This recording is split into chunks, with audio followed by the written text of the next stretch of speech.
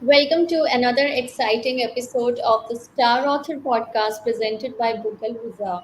Today we have an extraordinary young talent with us, Saish Mishra, a fifth grade student from RPS Public School, Darutera. At just 10 years old, Saish has already delved into the mysteries of the universe and penned a thought provoking book titled The Eminence of the Perceptible Cosmos. His book explores deep philosophical and scientific questions about the cosmos, the role of humanity, and the mysteries that lie beyond our reach. We can't wait to dive into the mind of this young cosmic thinker, so let's start. So, first of all, I welcome you to the show. And my first question for you is what inspired you to write about the cosmos and such complex ideas at such a young age? Well, ma'am, in my opinion, it's actually quite simple. For example, you see a woman on the side of the street, a Yeah. very beautiful woman. You go up to her and ask her what kind of makeup she uses. Just like that, cosmic beauties. I want to know the equations behind these cosmic beauties, how they came into light, when they were discovered, their inner cores. In my opinion, it's really simple. It's a simple reason. Okay, but to me it looks very difficult. Okay, cool. And like you mentioned that the cosmos gives a wake up call to mankind. So what do you think the wake up call is all about? A Russian astronomer, which went by the name of Nikolai Kardashev, proposed the Kardashev scale, with a Type 1 civilization being able to harness all of its planet's energy and not being at the mercy of Mother Nature, and a Type 7 civilization being omniscient, omnipotent, or basically being a godly civilization.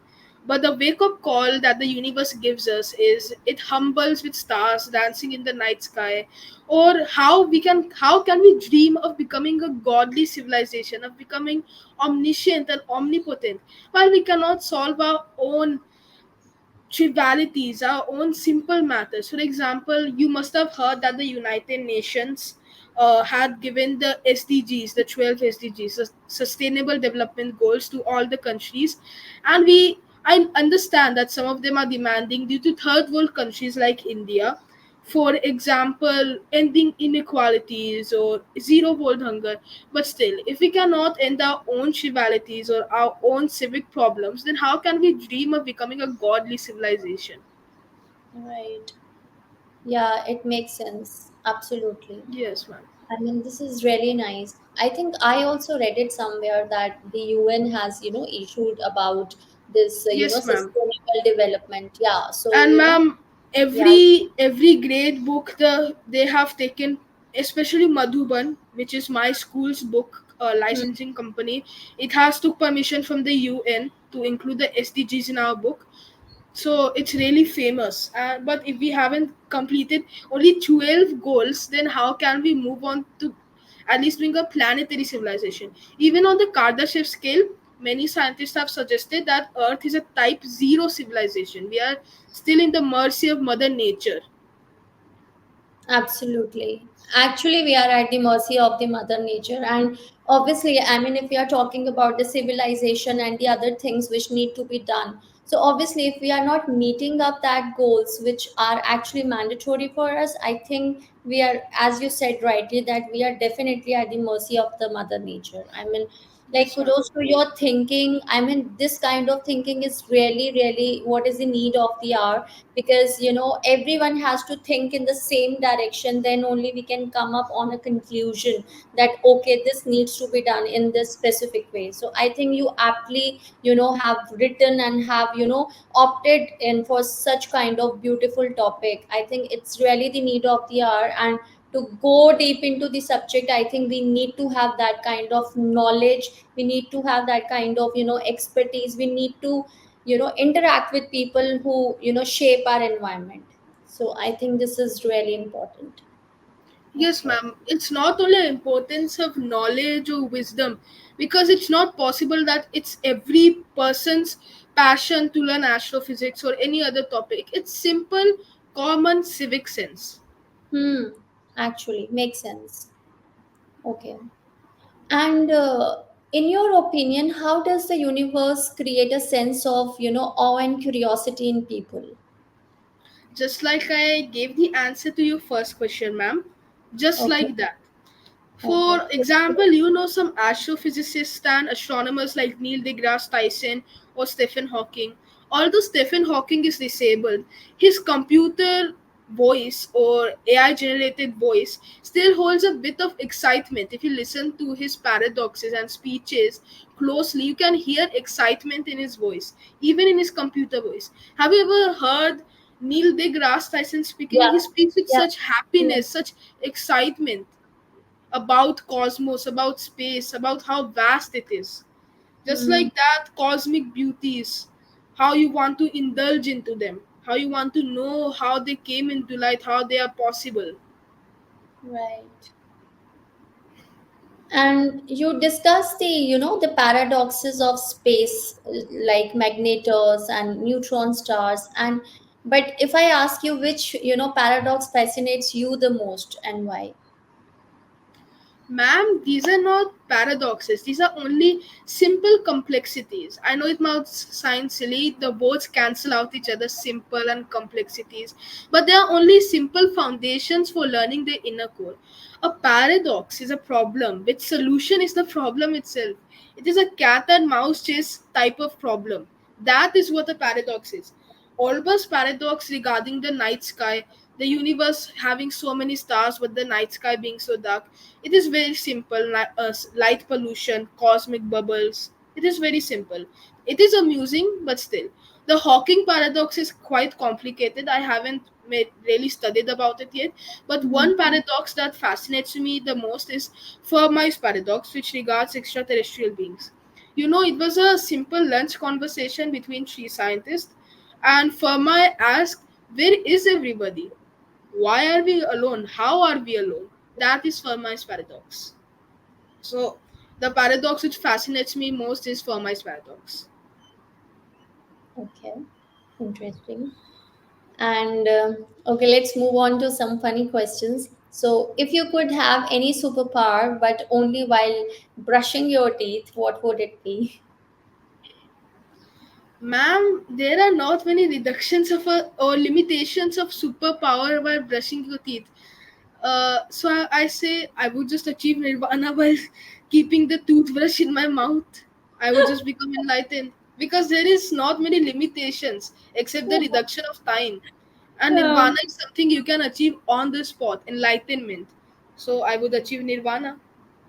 okay, cool. And if your pet could suddenly talk, what do you think they would say to you? Ma'am, it depends on the situation. My lovebirds would definitely say, if I ignore them mistakenly, they would definitely shout, "Play with me, human, play with me. Where are you going?" Okay, that's so funny. Okay. And if you had to rename Earth, what would it be? Neil deGrasse Tyson once said in an interview, "The earth is the smoothest cue ball, the smoothest pool ball that has ever came in existence." So it would be a marble, and with water being the dominant part of earth, blue, so the blue marble. Okay. Blue? Sorry, could you come again? The blue marble. Okay, the blue marble. Okay. Yes, ma'am. That's interesting. Amazing. And if you could invent a new holiday, what would it be? Ma'am, if you would allow me to, I would create two new holidays. One Okay. is the discovery of black holes because that would, if that was a holiday, then that would make the people even more interested. The common folk, even more interested in astrophysics and astronomy. So I would definitely make the day when the black holes were discovered by Merriam-Webster and some other scientists a holiday. And the second holiday, the day when the 12 Sustainable Development Goals by the United Nations were assigned to all of its countries. Okay. Black hole sounds very interesting to me. I think that's really required, and I think even the common folks can, take a participation if it is Yes, clear. ma'am. Yeah, so I think you aptly, raised And it. even in schools they can hold activities, knowledge Yeah, enhancement activities about black holes, because yeah, astrophysics, astronomy is not a common subject in schools. Plus yeah. even in astrophysics in college it is quite hated topic because Hmm. it is quite complex. So Yeah. I think if we made it a holiday, a topic of the astronomy or astrophysics, then it would be easier for the common folk to rejoice and learn astronomy step by step. Hmm. Right. And yeah, that's a very nice point you raised. I think astronomy and subjects like astronomy and astrophysics, they actually not look very complex, but most of students, or even if I talk about the local or general folks also, they find it very boring, also monotonous also. I think the way it is being imparted, that is boring, that is not interesting. So I think there has to be a way out so that the subject becomes very interesting for the learner. Yes, ma'am. Yeah, so And this is. ma'am, complexity is only a simple philosophy made by your brain. Nothing is complex and nothing is simple. It all depends on your mindset. If you think Right. it is complex, then you can do it. If you think it is simple, you can definitely be able to do it. Right, right. Absolutely. And okay, if you were a detective, what would your detective nickname be? This might sound a bit silly, but Kia Holmes. Kia standing for Know It All, and Okay. you might already know Holmes by Sherlock Holmes. So Kia Yeah. Holmes Okay. or Know It Amazing. All Holmes. I am really impressed by your creativity, your sense of humor, your IQ, the way the knowledge you have. I mean, mesmerized. I'm really mesmerized. I mean, I Thank you wish you so much, ma'am. I wish you good luck. I wish you so much of good luck so that your knowledge becomes even more better, and you become more wiser day by day. Seriously. Thank you so much, ma'am. I will always need your blessings. Okay, what do you like, pizza or pasta? Well, ma'am, Italians have created an absolute monstrosity of a food that called pasta, because there are so many forms and shapes of pasta that even I am confused. Carbonara, macaroni, I don't know all of them, Okay, and I would rather not spend 3 to 4 hours of my life only making pasta. So I would rather prefer pizza. pizza. Okay, I really like the explanation because of so many shapes, and obviously, I mean, I cannot make out what should I go for. So it's fine. Yes, ma'am. But my time is precious. I'll go for pizza. Ma'am, pizza is basically just cheese, dough, tomato sauce, and some toppings. Just Yeah. put it in the oven and it's done. That's what pizza is. And even with such a simple food, you actually enjoy it quite a lot. Hmm. You want to see dinosaurs or wildest elephants? Definitely dinosaurs, but if there was a Jurassic Park that held dinosaurs, then I would go to the security head and tell them to enhance the security. Otherwise, it would be like the movie. Okay, yeah, absolutely. Even I also sometimes I wish that I can see dinosaurs, but from a very distance, and with so many conditions, buts and ifs, that they cannot, they should have, the ability not to sense that the human beings are around them or something like that, so that I should be safe while watching them. So that is something I Ma'am, think. some dinosaurs are still completely unknown. In the supercontinent of Pangaea, dinosaurs roamed India, mostly India. So there's still a chance that some neighbors can find dinosaur fossils in their backyard.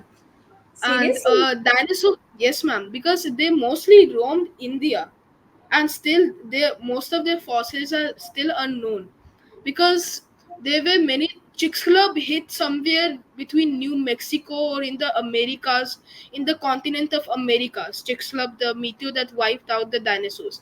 So still some dinosaurs were not vaporized; their bones were still intact. So it is still possible that someone had built a residential area on top of the fossils. So it is possible that a neighbor can just go and find fossils in his backyard. But it is quite impossible, because it is beneath the bedrock layer of soil, which is really deep and can only be excavated by archaeologists or professional men. Hmm. And dinosaurs still, the sounds that you hear in Jurassic Park, they are completely different. They are Hmm. completely different from the dinosaurs' actual roars. Even uh, it can be possible that the Tyrannosaurus Rex or the T Rex can sound completely different. Maybe even a baby's calling. It's possible. How did you come about it? I mean, how did you know? Ma'am, I came to know about it when I was. Everyone has a era or age in their lives where they try to learn more about What about dinosaurs. So I tried to learn more about dinosaurs, and I came about that their sounds are still completely undiscovered. Unlike physical remains, sound waves are still impossible to excavate or dig up. Okay. Even, you have sparked an interest in me. Like, I'm definitely going to Google or do a lot of research on dinosaurs, like about their origin and the kind of species they are, and whether, my neighbor can find them in their backyard in the fossils. So obviously I'm going to, find out. I mean, you have sparked that curiosity in me, and I'm really intrigued by, the kind of statements you are telling me, because I really want to know what you are going to tell me the next. So that's really interesting. Okay. Thank you, ma'am. Okay. What do you like, cats or dogs? I I know love that them. level is up and up, but still, I want to know, if we talk about the local level, what do you like? Very A very simple statement with very heated debate. I love them both, but if I had to prefer, then dogs, because those puppy eyes kill me every time. Okay. So, if given a chance, how will you describe an alien in 4 words? A alien. Let me think. Firma is paradoxical unknown being. Like I regarded Firma is paradox regards of extraterrestrial beings. Unknown being is quite self-explanatory. They are not known, and we cannot regard them as animals or humans. So we have to regard them as anomalies or beings or entities. So Firma is paradoxical unknown being. Okay, cool. I'll have to recall it again and again. Oh my God, your jargon and everything is so, I mean, it's very, above the average. I mean, you are at a very, very high level. Okay, Thank you so cool. much, ma'am. And which time is better for you, day or night? Although all nocturnal animals thrive at night, I feel like a more dominant rate or number of animals thrive at day. Plus, I always get more opportunities. In my opinion, in my case personally, I always feel more energetic and I always get more opportunities at daytime. Even the sun is with you, so day. And you like marshmallows or popcorn? Well, I'm not a sweet tooth, but I also don't like kernels getting stuck in my tooth again and again and me having to remove them by tongue coordination. So, Okay. definitely marshmallows. Okay. Okay, cool. Any message for our viewers? Um, I will tell a simple quote: a little progress each day adds up to big results. Wow, amazing. Thank you, Okay. ma'am. Okay, it's time to wrap up the session now. Saish, it's been an absolute pleasure having you on the Star Author podcast. Your insights into the cosmos and the profound questions you raise in your book have truly amazed us all. And we can't wait to see where your journey as a young author and thinker takes you next. So, to our all our viewers, do check out his book available on our bookstore, and the link of the book is given in the description box below. And until next time, stay curious, just like him, and be happy. Thank you so very much. Thank you so much, ma'am. I feel honored. I feel honored to be podcasting with you. Thank you. Take care. Bye. Thank you so much, ma'am. Bye, ma'am.